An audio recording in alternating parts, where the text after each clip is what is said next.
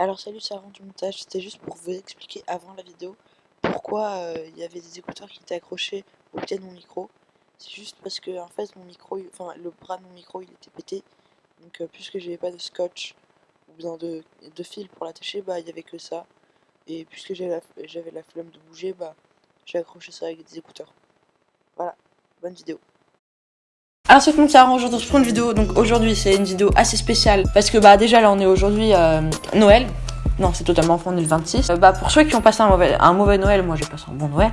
Mais pour ceux qui ont passé un mauvais réveillon ou un mauvais Noël, je voulais les réconforter pour leur dire qu'ils étaient pas seuls. Donc aujourd'hui je vais faire une vidéo les pires Noëls. Ce que j'ai oublié de dire, c'est des posts de vraies personnes qui ont passé un mauvais Noël.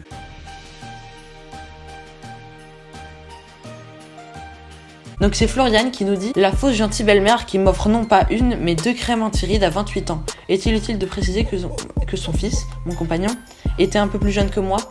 Le message était clair. Le message c'est que t'es vieille, pour 28 ans tu fais vieille, mais c'est quand même chelou.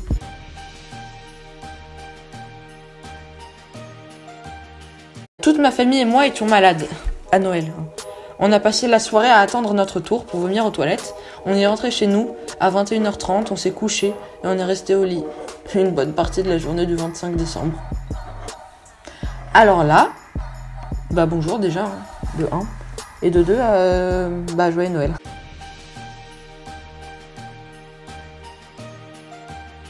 Tata, pas maintenant. Je couvais une bonne dépression post-attentat du 13 novembre. Personne de ma famille ne pouvait vraiment comprendre ce qu'on avait vécu à Paris, surtout de manière assez proche pour moi. Le 24 au soir, ma tante s'est dit que ce serait le bon moment pour me prendre à part sur le balcon et me fait jurer les larmes aux yeux de ne pas rater ma vie comme elle a raté la sienne, et de profiter de ma jeunesse.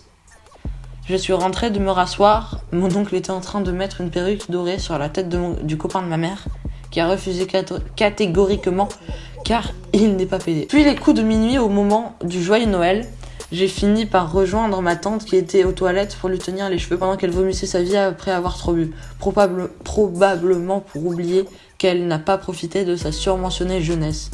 Et en plus, elle portait des chaussures désiguales. Oh, par contre, la chute, elle est incroyable!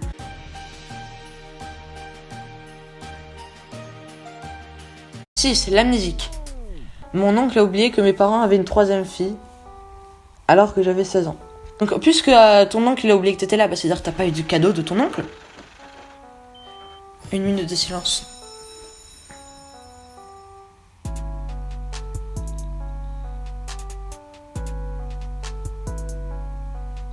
La flemme.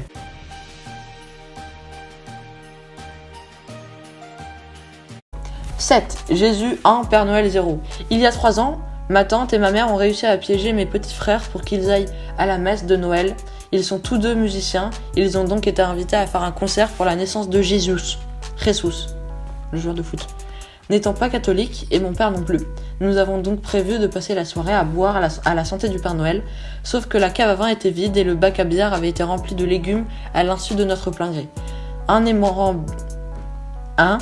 Face à la diversité, nous avons décidé, c'est beaucoup plus facile, nous avons décidé de sortir en quête d'un bar, PMU, ouvert à 21h le 24 décembre. Eh bien, les enfants, nous avons marché au moins 1 heure, sillonnant chaque rue et ruelle du sud-est parisien. Tout était fermé, même les épiceries restaient portes closes au lieu de prendre notre argent. Désemparés face à la vie, nous sommes donc rentrés pour nous endormir devant un bêtisier tout pourri.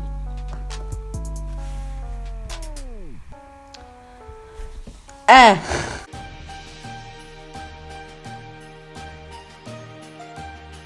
« 8. Retournement de situation.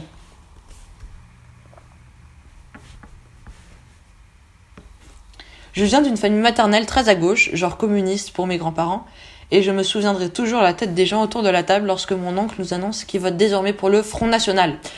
Point, fermez les guillemets. Quoi, c'est normal? «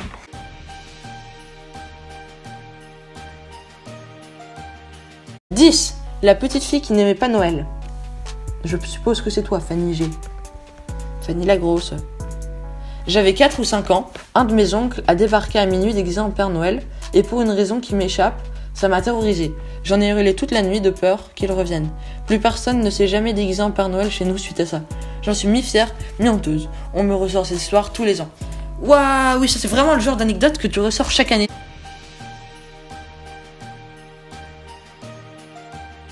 Un grand-oncle très éloigné a imposé qu'on fasse de la morue à l'aïoli,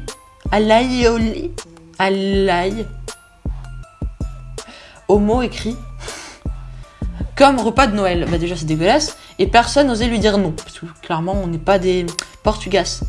Mes parents ont fini par aller acheter du confit de canard en douce. Et c'est qui l'a écrit? C'est Claire, ton oncle. Vous avez été gentil de pas lui dire, mais tes parents, mec, c'est vraiment des espions. Je sais pas comment ils ont fait pour partir, mais ils avaient raison. Parce que on rappelle que la morue, ça ressemble à ça.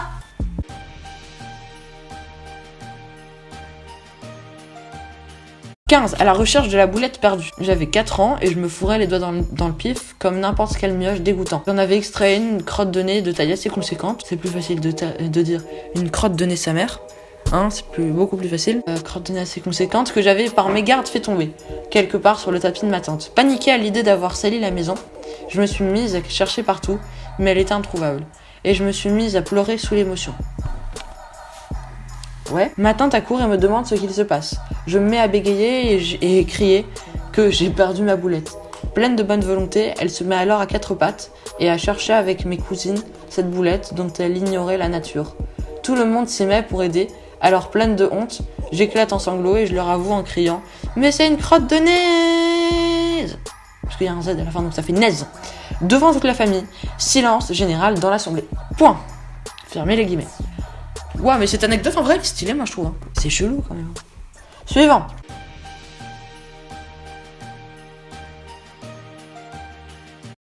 16. Tchitchin. Ma mamie a sorti une bouteille de champagne avec la tête de Nicolas Sarkozy dessus. Le silence qui a suivi est encore aujourd'hui l'un des moments les plus malaisants de ma vie. Je suis en train de m'étouffer avec mon micro. Mais en vrai, mais imagine, enfin, je sais pas, t'arrives en soirée, n'importe quelle soirée, et tu vois sur la table une bouteille de champagne avec la tête de n'importe quel président, n'importe quelle personne politique. Et ce serait Jean Lassalle, ce serait trop bien. Mon gilet jaune. Allez.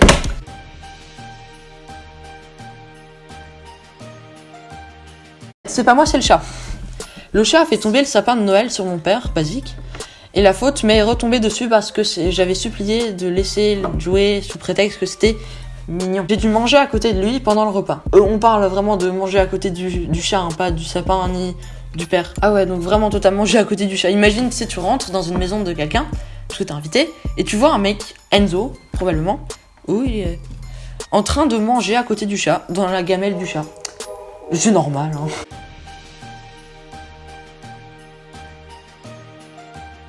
« 18. Le Père Noël un peu trop honnête. 25 décembre au matin, j'ouvre un cadeau qui me vient de ma tante. C'est un bouquin allemand.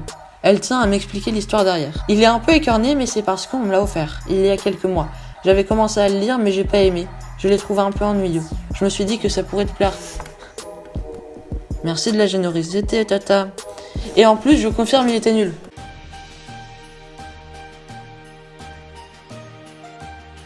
Bonjour, je te donne une multiprise. En fait, je l'ai utilisée, mais elle fonctionne pas. Elle est encore garantie à 1 an, mais j'ai la flemme d'aller au champ pour la changer. Est-ce que toi, ça te plaît? En plus, c'est rigolo, parce que regarde, tu peux mettre tes doigts là-dedans et tu...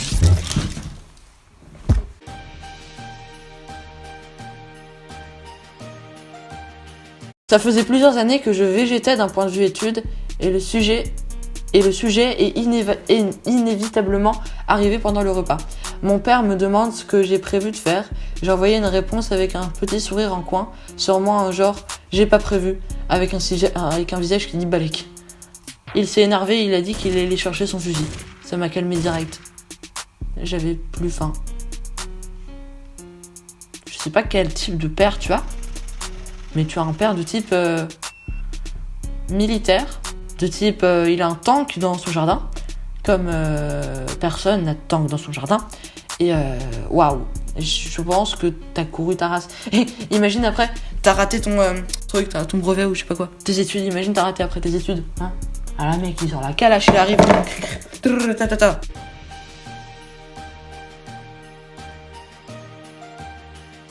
20. Une pierre deux coups. J'ai fait mon coming out à ma famille. Et mon oncle en a profité pour faire le sien. Quitter le repas et sa femme par la même occasion. Oh, attends. J'ai vu une vidéo, parce qu'en fait, moi, chaque soir, mon rituel, c'est de me perdre sur YouTube. Et le conseil que je vous donne, c'est regarder des vidéos réactions. En anglais, hein, parce que en français, il y en a. C'est nul. En anglais. Et je suis tombée hier sur une vidéo d'un mec qui quittait sa femme, qui lui disait Joyeux Noël, qui lui offrait une carte de vœux, avec un truc stylé et tout. Et à l'intérieur, il y avait un papier de divorce qu'il fallait qu'elle signe. Ouais, je suis vraiment chelou comme mec. Hein.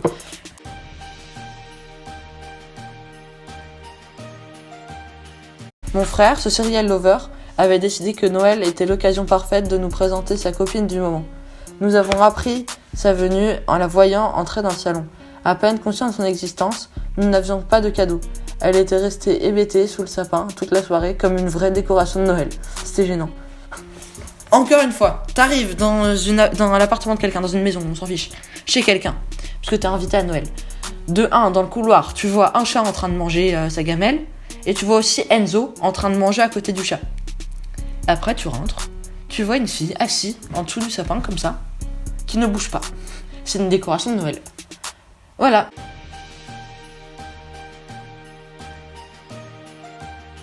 « 23. Merci belle maman. Je passais Noël dans la famille de ma belle-mère.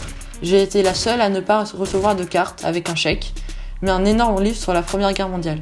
Je n'y suis jamais retournée. Eh ben écoute, hein, fallait rester chez toi. »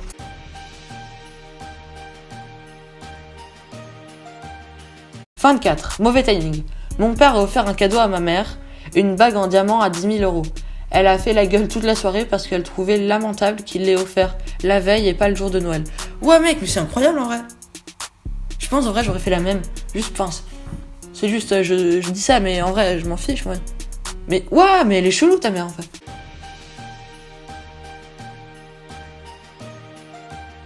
Noël dernier, nous avons accueilli la mère de mon père qui est sénile. Entre deux insultes envers mes parents et moi, elle a tout simplement vomi à table lors du repas du réveillon. Miam. Bah écoutez, moi, je vous souhaite de très belles fêtes de fin d'année. Et bah au revoir. Parce que là, je sais très bien que tout le monde est déjà parti. Voilà, là tu pars. Timothée part. Kylian part. Ah, il y avait que 2 personnes sur la vidéo. Bon, bye bye.